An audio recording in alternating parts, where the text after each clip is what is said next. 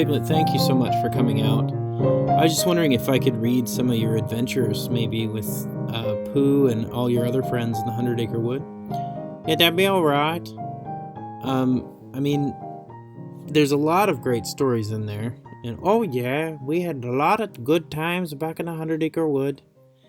Yeah, and I was kind of thinking, I don't know, I just start at the beginning, sort of the first time you appear.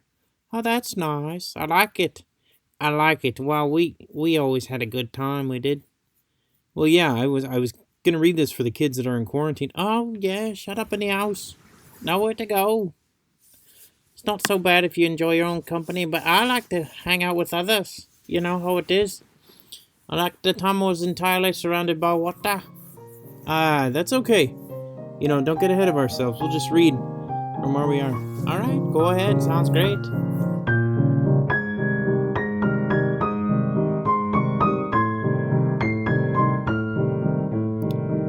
Chapter 3, in which Pooh and Piglet go hunting and nearly catch a woozle. Piglet lived in a very grand house in the middle of a beech tree, and the beech tree was in the middle of a forest, and Piglet lived in the middle of the house. Next to his house was a piece of broken board, which had Trespassers W written on it. When Christopher Robin asked Piglet what it meant, he said it was his grandfather's name, and had been in the family for a long time. Christopher Robin said you couldn't be called Trespassers W, and Piglet said yes, you could, because his grandfather was, and it was short for Trespassers Will, which is short for Trespassers William. And his grandfather had had two names in case he lost one, Trespassers after an uncle and William after Trespassers. I got two names, said Christopher Robin carelessly. Well, there you are, that proves it, said Piglet. One fine winter's day, when Piglet was brushing away the snow in front of his house, he happened to look up, and there was Winnie-the-Pooh. Pooh was walking round and round in a circle, thinking of something else. And when Piglet called to him, he just went on walking. Hello, said Piglet. What you doing? Hunting, said Pooh. Hunting what? Tracking something, said Winnie-the-Pooh very mysteriously. Tracking what? Said Piglet, who came closer. Well, that's just what I asked myself. What? What do you think you'll answer? I shall have to wait until I catch up with it, said Winnie-the-Pooh. Now look there. He pointed to the ground in front of him. What do you see there? Tracks? Paw marks? He gave a little squeak of excitement. Oh, Pooh, do you think it's a woozle? It might be. Sometimes it is, sometimes it isn't. You never can tell with paw marks. With these few words, he went on tracking, and Piglet, after watching him for a minute or two, ran after him. Winnie-the-Pooh had come to a sudden stop and was bending over the tracks in a puzzled sort of way. What's the matter? Said Piglet. It's a very funny thing. There seem to be two animals now. This, whatever it was, has been joined by another, whatever it is. And the two of them are now proceeding in company. Would you mind coming with me, Piglet, in case they turn out to be hostile animals? Piglet scratched his ear in a nice sort of way and said that he had nothing to do until Friday, and would be delighted to come in case it really was a woozle. You mean in case it is two woozles? Said Winnie-the-Pooh, and Piglet said anyhow he had nothing to do till Friday, so off they went. There was a small spinney of larch trees just there, and it seemed as if two woozles, if that is what they were, had been going around the spinney. So round the spinney went Pooh and Piglet after them, passing the time, Piglet telling Pooh what his grandfather Trespassers W had done to remove stiffness after tracking, and how his grandfather Trespassers W had suffered in his later years from shortness of breath, and other matters of interest, and Pooh wondering what a grandfather was like, and if perhaps this was two grandfathers they were after now, and if so, whether he would be allowed to take one home and keep it, and what Christopher Robin should say. And still the tracks went on in front of them. Suddenly Winnie-the-Pooh stopped, pointed excitedly in front of him, and said, Look! What? Said Piglet with a jump. And then, to show he hadn't been frightened, he jumped up and down, or twice in sort of an exercising kind of way. The tracks? A third animal has joined the other two. Pooh! Cried Piglet. Do you think it's another woozle?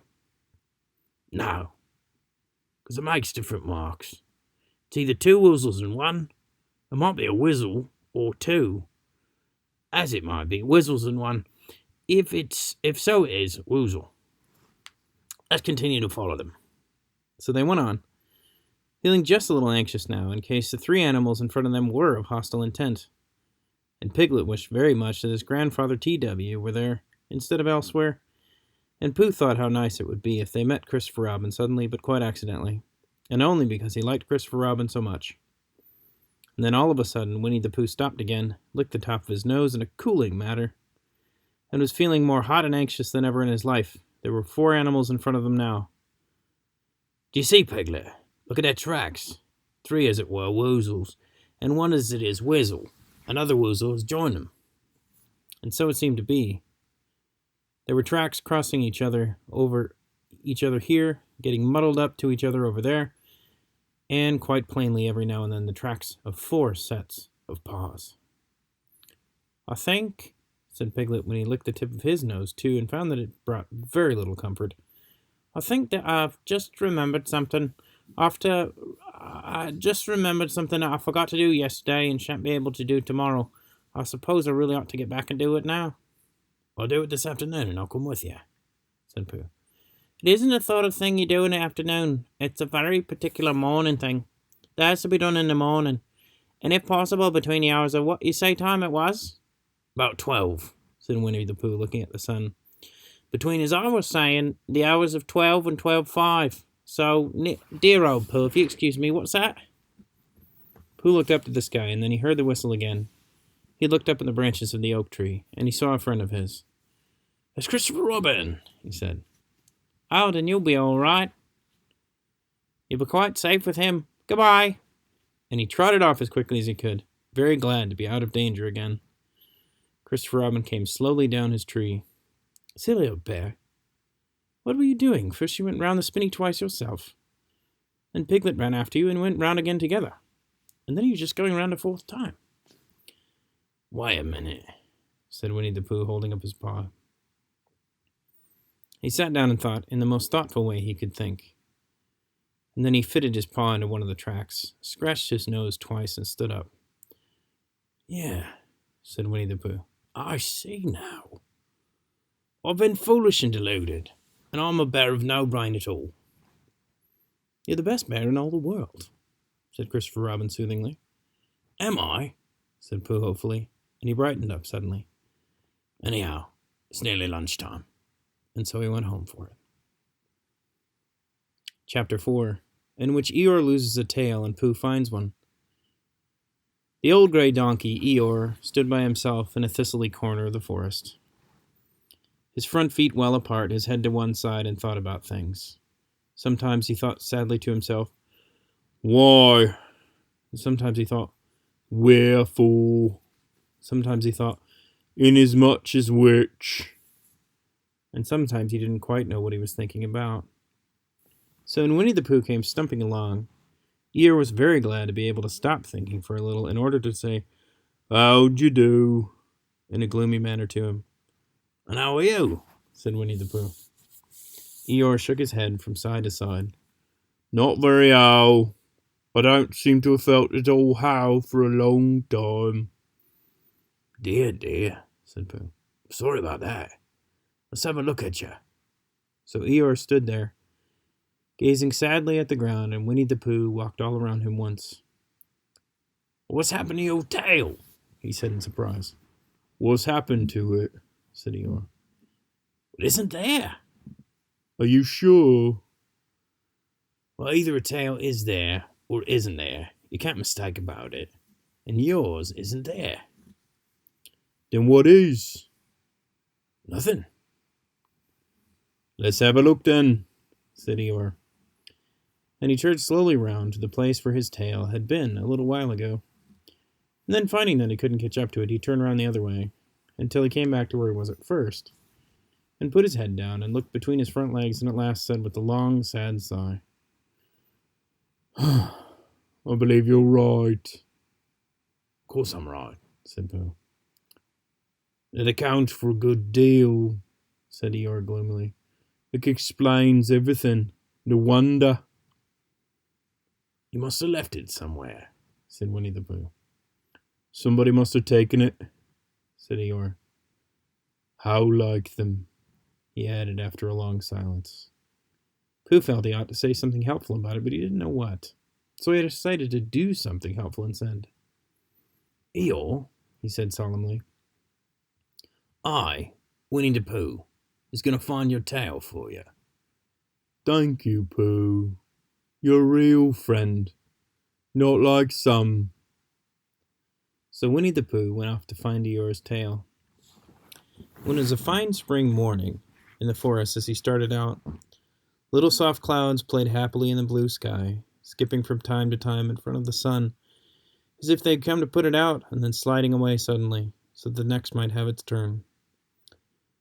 Through them and in between them the sun shone bravely, and a copse which had worn its furs all year round seemed old and dowdy now, besides the new green lace which the beeches had put on so prettily.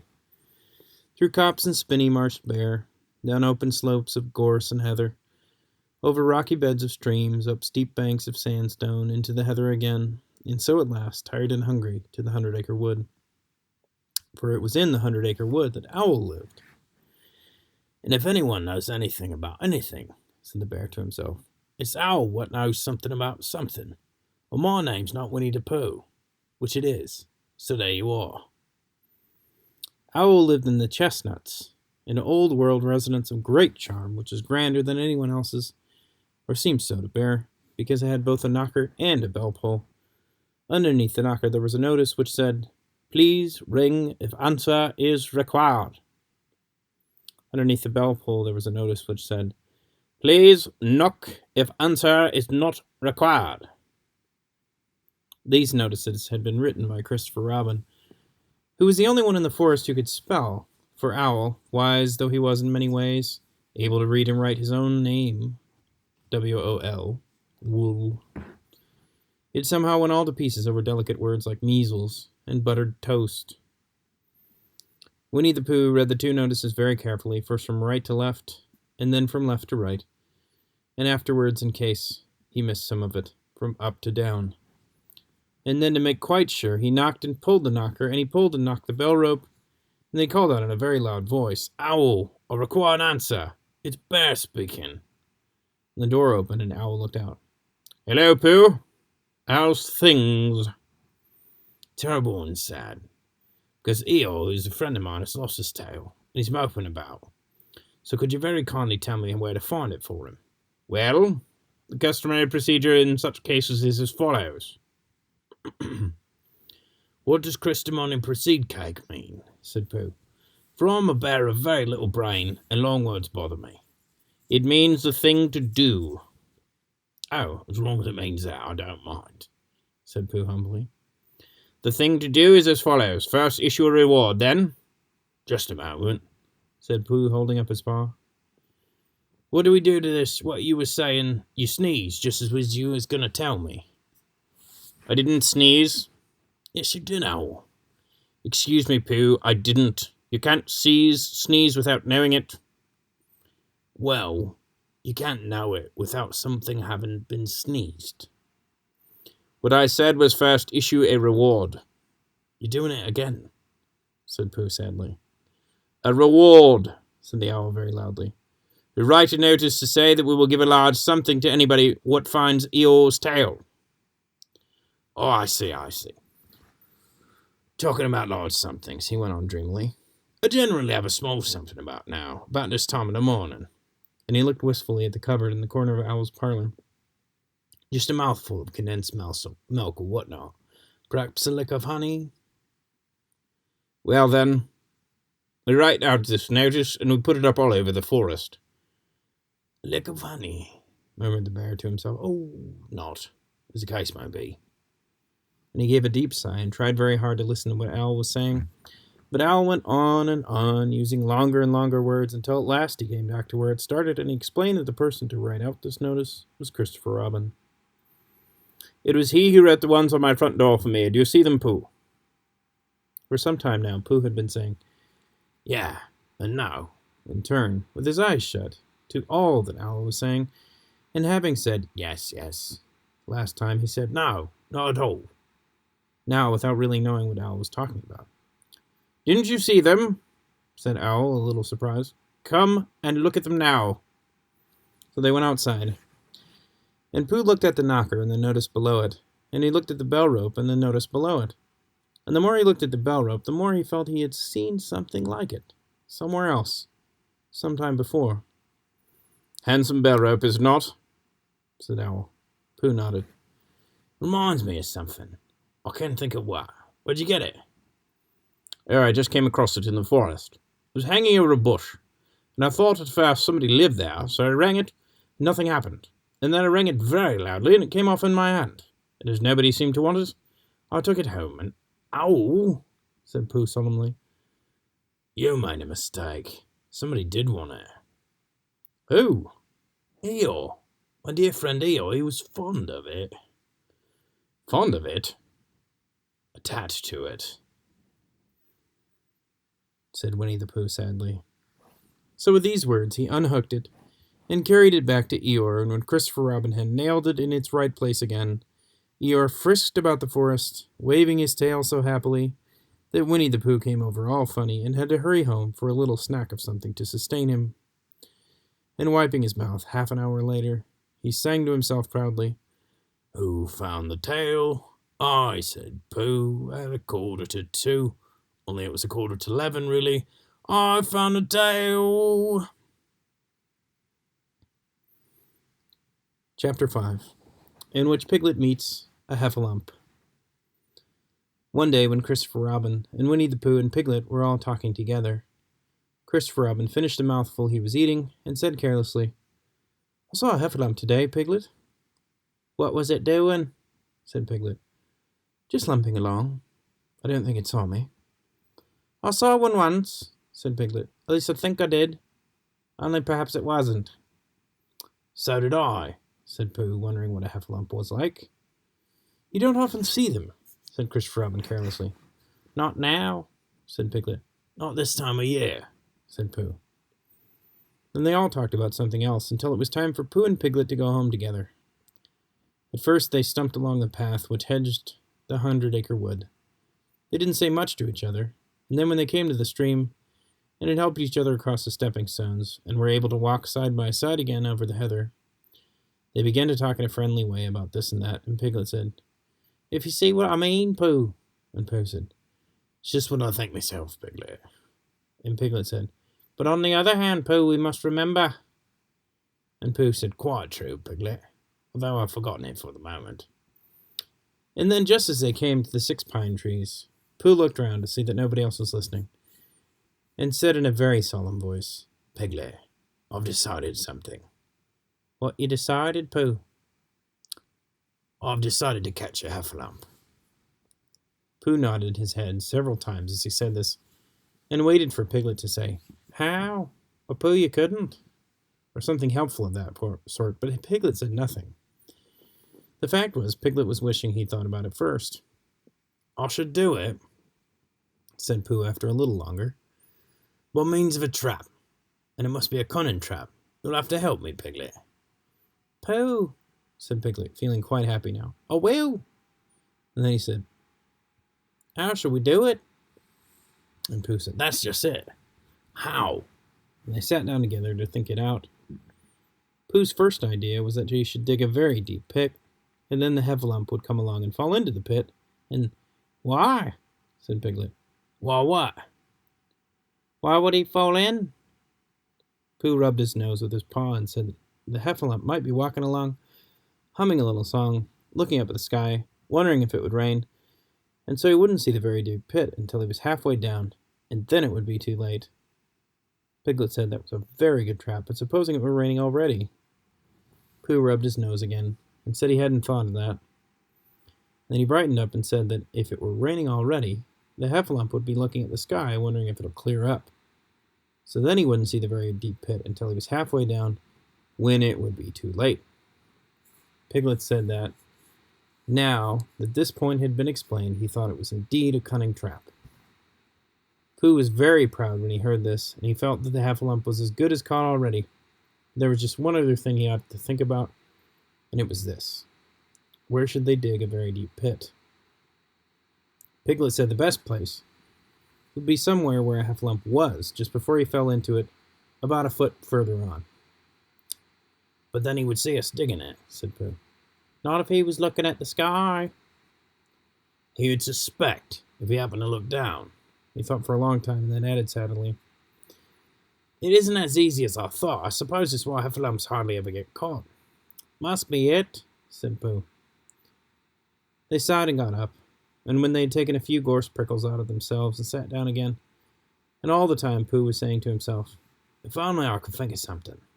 And then he felt sure that a very clever brain could catch a Heffalump, if only he knew the right way to do it.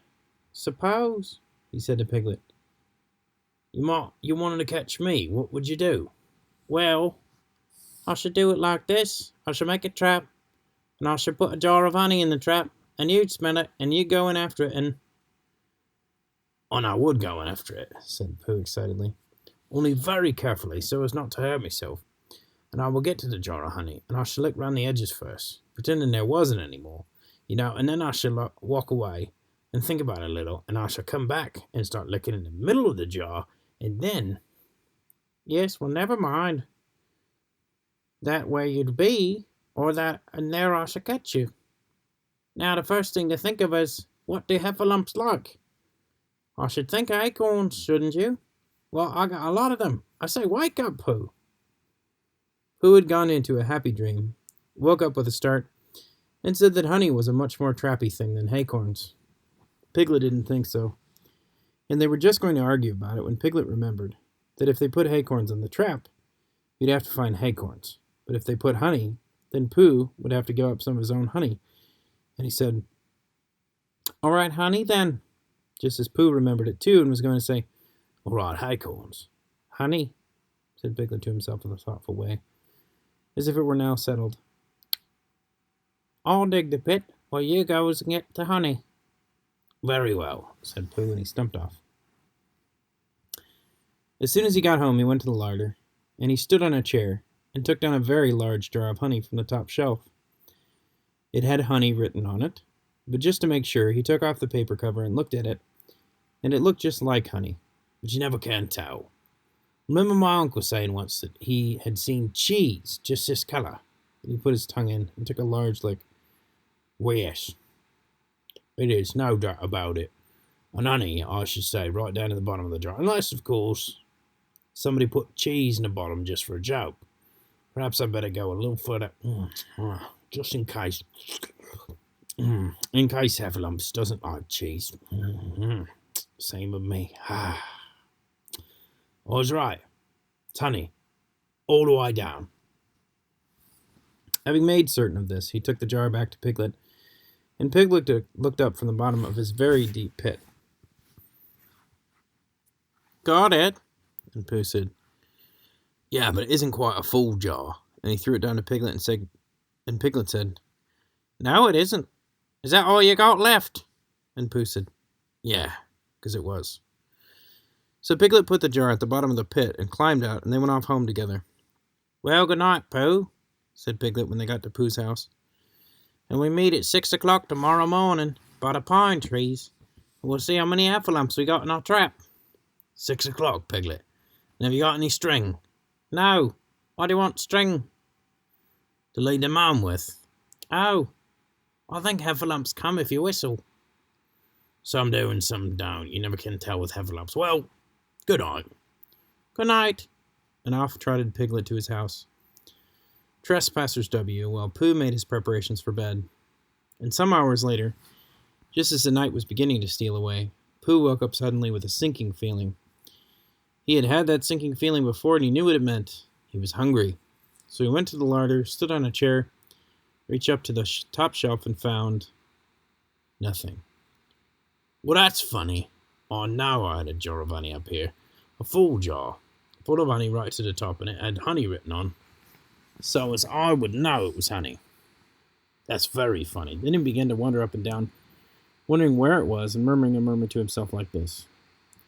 It's very, very funny, 'cause I know I had some honey. 'Cause I had a label on saying honey. And a glop's just full up the pot too, and I don't know where it's got to. Though I don't know where it's gone, well, it's funny. He'd murmured this to himself 3 times in a singy sort of way, when suddenly he remembered. he'd put it in the cunning trap to catch the Heffalump. Bother. It all comes of trying to be kind to Heffalumps. He got back into bed. But he couldn't sleep. The more he tried to sleep, the more he couldn't.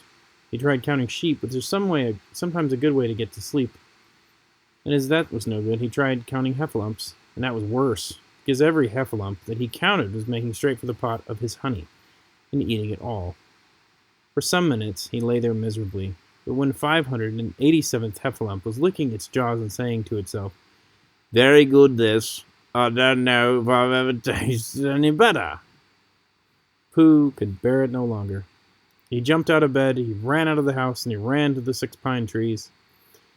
The sun was still in bed, but there was lightness in the sky over the 100-acre wood, which seemed to show that it was waking up and would soon be kicking off the close. In the half-light, the pine trees looked cold and lonely, and the very deep pit seemed deeper than it was, and Pooh's jar of honey at the bottom was something mysterious, a shape and no more. But as he got nearer to it, his nose told him that it was indeed honey, and his tongue came out and began to polish up his mouth, ready for it. "Bother," said Pooh as he got his nose in the jar. "A Heffalum's been eating it." And then he thought a little and said, "Oh, no, that was me. I forgot." Indeed, he had eaten most of it, but there was a little left at the very bottom of the jar, and he pushed his head right in and began to lick. And by, Piglet woke up, and as soon as he woke up, he said to himself, "Oh!" And then he said, bravely, "Yes!" And then still more bravely, "Quite so." But he didn't feel very brave, for the word which was really jiggetting about in his brain was, Heffalumps. What was a Heffalump like? Was it fierce? Did it come when you whistled? And how did it come? Was it fond of pigs at all? If it was fond of pigs, did it make any difference what sort of pig? Supposing it was fierce with pigs, would that make any difference? And a pig had a grandfather called Trespassers William. He didn't know the answer to any of these questions, and he was going to see his first Heffalump in an hour. Of course Pooh would be with him, and was very much more friendly with two. But suppose Heffalumps were very fierce to pigs and bears. Wouldn't it be better to pretend he had a headache and couldn't go up to the 6 pine trees this morning, and then suppose that it was a very fine day and there was no Heffalump in the trap? Here he would be in bed all morning, simply wasting his time for nothing. What should he do? Then he had a clever idea. He would go up very quietly to the 6 pine trees now, peep very cautiously into the trap, and see if there was a Heffalump there. And if there was, he would go back to bed, and if there wasn't, he wouldn't. So off he went. At first he thought there wouldn't be a Heffalump in the trap, and then he thought there would. As he got nearer, he was sure there would, because he could hear it Heffalumping along, like anything. "Oh dear, oh dear, oh dear," said Piglet to himself, and he wanted to run away. But somehow, having got so near, he felt he just had to see what a Heffalump was like. So he crept to the side of the trap and looked in. And all the time Winnie-the-Pooh had been trying to get the honey jar off his head. And the more he shook it, the more tightly it stuck. "Bother," he said, inside the jar, and "Oh, help," mostly. "Oh." He tried bumping it against things. As he couldn't see what he was bumping it against, it didn't help much, and he tried to climb out of the trap, but as he could see nothing but jar, and not much of that, he couldn't find his way. So at last he lifted up his head, jar and all, and made a loud roaring noise of sadness and despair, and it was at that moment that Piglet looked down. "Help, help!" cried Piglet. "A Heffalump, a horrible Heffalump!" And he scampered off as hard as he could, still crying out, "Help, help, a horrible Heffalump! Half, a horrible horalump! Holla, holla, hara, halla, harella lump!" And he didn't stop crying and scampering until he got to Christopher Robin's house. "What is the matter, Piglet?" said Christopher Robin, who was just getting up. Said Piglet. He was breathing so hard he could hardly speak. Have a Heffalump." "Where?" "Up there," said Piglet, waving his paw. "What did he look like?" "Well, like, it's the biggest head you ever saw, Christopher Robin. A great big enormous thing like nothing. And a huge big, well, I don't know. It looked like an enormous big, like a jar." "Well," said Christopher Robin, putting on his shoes, "I shall go and look at it. Come on." Piglet wasn't afraid if he had Christopher Robin with him, so off they went. I can hear it, can't you? Said Piglet anxiously as they got near. I can hear something, said Christopher Robin. It was Pooh bumping his head against a tree root he'd found. There! Isn't it awful? He held on tight to Christopher Robin's hand. Suddenly Christopher Robin began to laugh and laugh and laugh, and he laughed. And while he was still laughing, crash went the Heffalumps' head against the tree root, and smash went the jar, and out came Pooh's head again. Then Piglet saw what a foolish piglet he'd been, and he was so ashamed of himself that he ran off straight home and went to bed with a headache. But Christopher Robin and Pooh went home to breakfast together. Oh, Bear, said Christopher Robin, how do I love you? So do I,